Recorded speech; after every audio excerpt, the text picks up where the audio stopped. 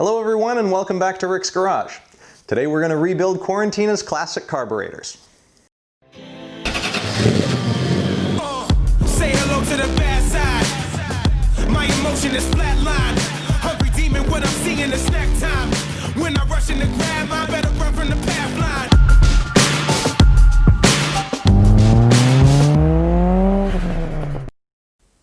In order for a gasoline engine to run, it needs a certain mixture or ratio of air and fuel. Carburetors have been around since the 19th century, and until the advent of fuel injection, they're how air and fuel got mixed before being sent to the combustion chamber to make the horsepower we all love and enjoy. QuaranTina, much like a lot of motorcycles of the 70s, is fitted with CV or constant velocity carburetors. Let's take a closer look at what makes up these cool pieces of engineering.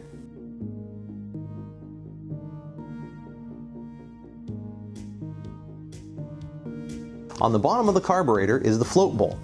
It's always full of gasoline thanks to a fuel valve that's controlled by a float. As the gas gets used up, the float drops, which opens the fuel valve. That fills the bowl back up to its preset level. Fuel travels from the bowl into the carb through the pilot jet and main jet. A jet is just a chunk of threaded brass with a hole drilled through it. They come in various shapes and sizes, but the size of the drilled hole is what's important. Since all the fuel travels through the jet, the hole will determine a flow rate which will affect how the engine runs. In the upper half of the carb is the slide assembly. This consists of the jet needle, the slide, and the diaphragm. The whole assembly is held in place with a spring. There's also the choke valve, and lastly, a throttle plate that's directly controlled by the throttle cable. Seems like a lot of parts. How do they all work together? When the engine's at idle, fuel is sucked out of the bowl through the pilot jet. It's mixed with air before flowing into the cylinder. The whole process works off the low-pressure vacuum created by the motion of the piston inside the cylinder. When the engine is cold, the choke valve is opened, which allows a small amount of fuel to flow directly into the cylinder to enrich in the mixture and help start and warm up the engine. A more permanent way to adjust the mixture is with the pilot screw. By turning the screw, it opens and closes the fuel passage, which changes the air-fuel ratio in the idle circuit. When you roll on the throttle, it opens the throttle plate. At a certain point, the low-pressure vacuum starts to affect the vacuum chamber above the diaphragm. The slide assembly is drawn upwards, and the tapered shape of the jet needle allows for more fuel to be drawn up through the main jet. At the same time, when the slide goes up, it also allows more air to enter the carb proportional to the increase in fuel. So with all these individual parts and pieces working in unison, you can see why it's so important to keep things clean. Dirt and old fuel residue can clog up ports and passages, making it very difficult for the carburetor to do its job properly. The first step in any rebuild is the teardown. Before we start ripping into these carbs, which by the way are Mark I Mikuni BS34s, there's something important I want to cover. It turns out all of these Phillips head screws aren't actually Phillips head screws.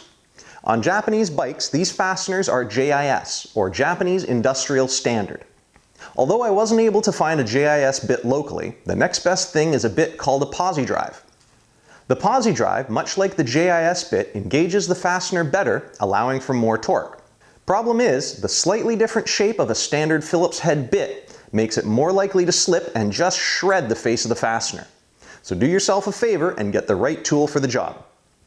That all being said, let's start the teardown by separating the carbs.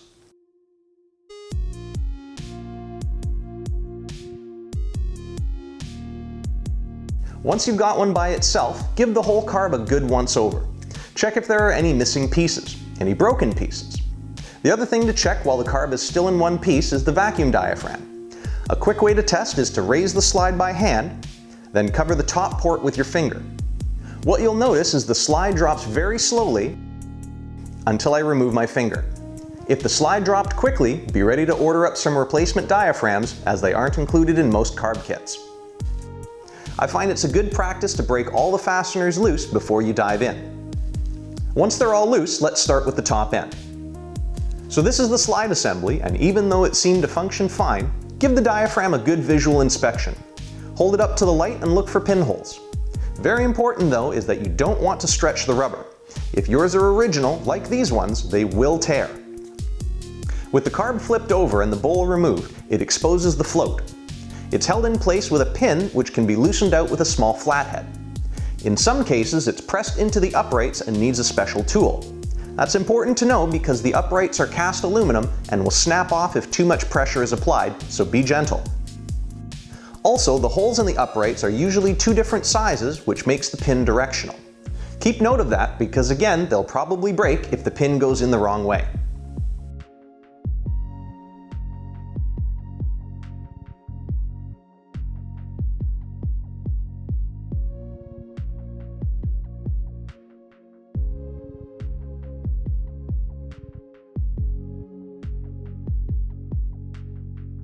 This component here is the pilot screw. Notice its fine point at the end. When rebuilding, inspect this carefully as it has a tendency of breaking off if the screw gets over-tightened. If the broken tip is stuck in the carb body, not only will it be impossible to tune properly, but you'll probably ruin the new one as soon as you install it. Because these carbs are such an unknown, the throttle shaft seals are also being replaced. There's one on each side, and when they go bad, air gets pulled in past the seal, making the cylinder run lean.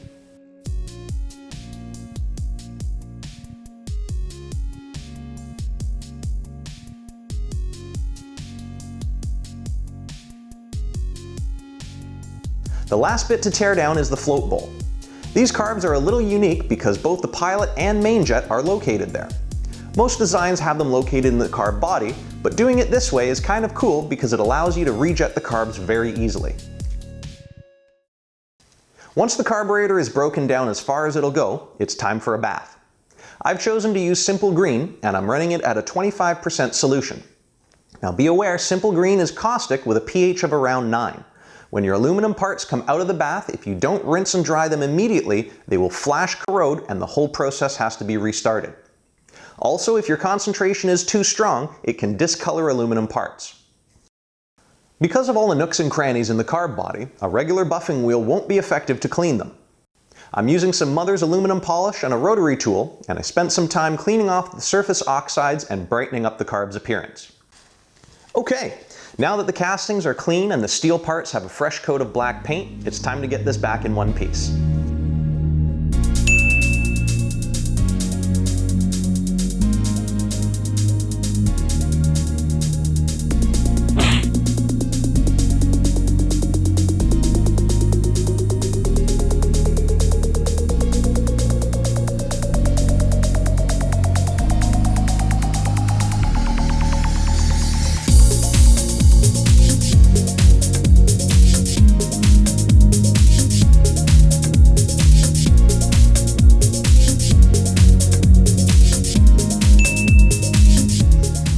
This part is really important.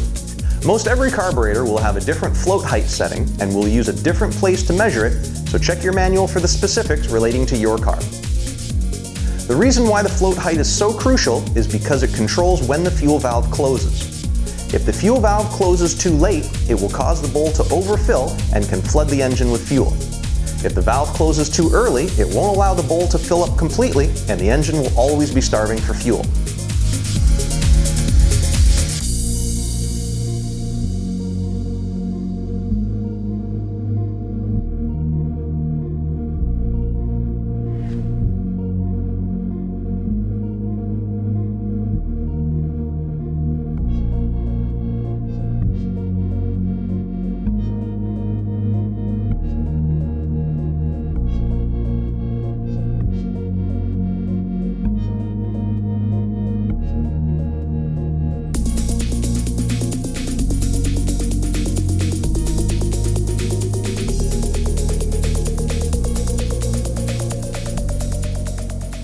Once the carbs are bolted back together, there's just one last thing before they're ready to be put back on the bike, and that is to synchronize them. Doing a bench sync is necessary to ensure all the throttle plates on the carbs operate together at the same rate.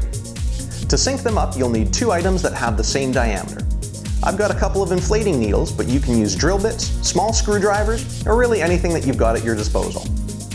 All of the synchronization measurements will be based off the master carburetor, which is the one that connects to the throttle cable. Gently place your spacer into the carb under the open butterfly. I'm using the casting line to find the very bottom. It's important to measure from the same spot on both carbs. Then it's just a matter of adjusting the linkage so the butterflies have the same resting position with the help of the spacer. When each butterfly applies the same amount of pressure on the spacer pinning it open, you know you've got it. Once the process is repeated on the other side, all the carburetors operate as one smooth assembly. And that about does it. With some new parts and a lot of hard work, these carbs have gone from storage shelf specials to now being ready for installation on the motor. Now remember, using the factory-sized jets and all the settings from the manual should give you a good starting point, but all those things may change once you start tuning the bike and getting everything dialed in. If you've enjoyed this video, be sure to like, comment, and even tell a friend. Don't forget to subscribe with instant notifications so you'll never miss out on new content. I'm Rick the Welder, and as always, thank you all very much for watching.